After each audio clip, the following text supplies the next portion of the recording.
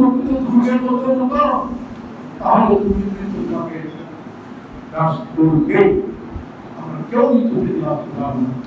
কি বলেন ঠিক?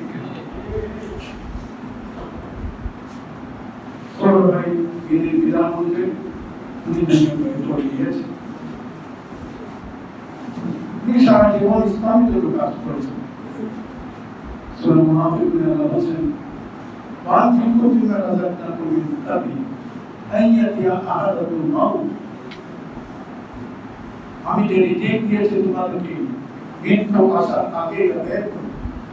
এই রিজিক মানে অনেক বড় একটা, এর মধ্যে এইটাও একটা ব্যাপার, আমি আল্লাহর পক্ষ থেকে যে জীবনটা পেয়েছি, যে সোনাটা পেয়েছি, অর্থ সম্পদ পেয়েছি, আল্লাহর পক্ষ থেকে যে নিয়ামত পেয়েছি, এটা আল্লাহর রাস্তায় সরল ভাই তার জীবন ওই আল্লাহ দেওয়া রিজিক আল্লাহর রাস্তায় ব্যয় করেছে। এটা আমরা সাক্ষী দিতে পারি। সে জাতি সবচেয়ে উত্তম যারা গুণীজনকে সম্মান করতে জানে, ইজ্জত দিতে জানে।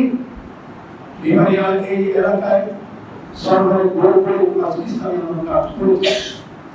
আমি সেদিন এই গত 1 সপ্তাহ আগে সবাই এক জায়গায় গেলাম, যে ঘরে বসলাম সেই ঘরে মুরব্বী বললেন, সরকার ভাই আমার ঘরে এই জালেম সরকারের নির্যাতনে কোনো জায়গা নেই, নেতা পায় না, বাড়িতে যেতে পারে নাই, ওই ভাষায় তিনি এক জায়গায় আপনার ছিলেন। পরবর্তীতে বলেন যে উনি এই সরকারের নির্যাতনের কারণে ওই ওইসব এলাকায় বিচরণ করতেন, ইসলামী আন্দোলন চালিয়ে দিতেন।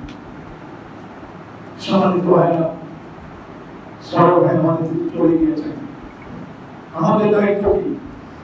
সরল ভাই চেয়েছিলেন এই দেশে আল্লাহ দিন বিজয় হোক, সরল ভাই চেয়েছিলেন আল্লাহ দিনের পতাকা এই দেশে হোক, সরল ভাই চেয়েছিলেন মধ্যপ্রদেশ নিজামী যেই কারণে ফাঁসির মঞ্চে গিয়েছেন, মুজাহিদ ভাই যে কারণে ফাঁসির মঞ্চে গিয়েছেন, সেই দিনের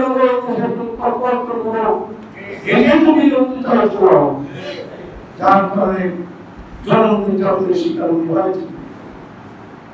আমি বলবো সরল ভাই সফল ব্যক্তি, উনি ইসলামী আন্দোলন কিন্তু বর্তমান ইসলামী আন্দোলন কাজ করে গেছেন, একটাই কাজ করেন নেই।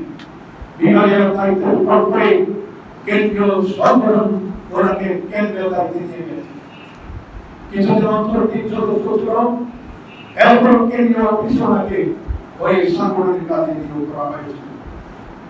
কিন্তু যেহেতু ওনাকে প্রবুদ্ধভাবে চলে যেতে হবে, বেশি দিন সেখানে করতে পারবেন, চাকরি নয় ইসলামের থাকতে পারবেন।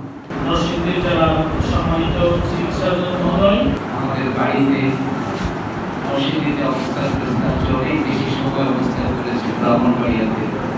সেই ব্রাহ্মণবাড়িয়ার জামাত ইসলামী ভাইদের সামনে দাঁড়িয়ে আমি আকিকা করব।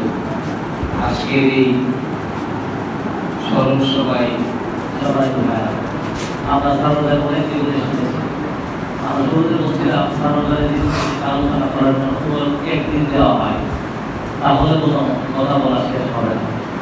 আপনারা যারা শুনছেন, আপনারা অনেক দিন অনেক আছে